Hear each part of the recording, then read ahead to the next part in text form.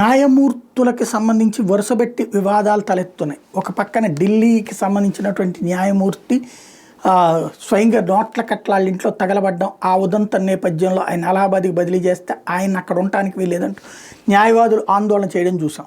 మరొక వైపున తాజాగా ఒక న్యాయమూర్తి అలహాబాద్ హైకోర్టుకు సంబంధించిన ఒక న్యాయమూర్తి మహిళలకు సంబంధించి గుండెల మీద చెయ్యి వేసినా లంగాబొందు తీసినా సరే అత్యాచారం కాదని తీర్పు ఇవ్వడం, దాని మీద ప్రజాగ్రహం పెరిగేటప్పటికీ ఈవెన్ పార్లమెంట్లో కేంద్ర మంత్రి మాట్లాడేటప్పటికీ సుప్రీంకోర్టు సుమోటోగా తీసుకుని దాని మీద విచారిస్తోంది.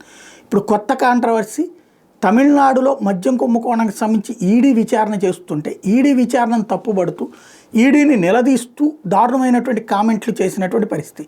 మీకు ఎవరిచ్చారు అనుమతి? ఇదంతా ఈడీకి అనుమతి ఎవరు అక్కర్లేదు, వాళ్ళ దగ్గరే ఉంటుంది. వాళ్ళు ఎఫ్ఐఆర్ కట్టుకున్న తర్వాత వచ్చి విచారించచ్చు, దానికి వాళ్ళకి అధికారం ఉంది.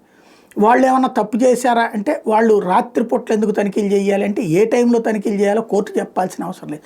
వాళ్ళకి ఉన్నటువంటి సమాచారం. ఇప్పుడు వీడు రాత్రిపూట్ల డబ్బులు దాచుకోడా లేదా అక్కడి నుంచి దారి మళ్లించేయడా అంటే అక్కడ సంథింగ్ జరుగుతోంది. ఈ వ్యవహారంలో తీవ్ర వ్యాఖ్యలు చేసినటువంటి న్యాయమూర్తులు ఇద్దరు కూడా తాజాగా టాస్మాక్ కేసు నుంచి తప్పుకున్నారు.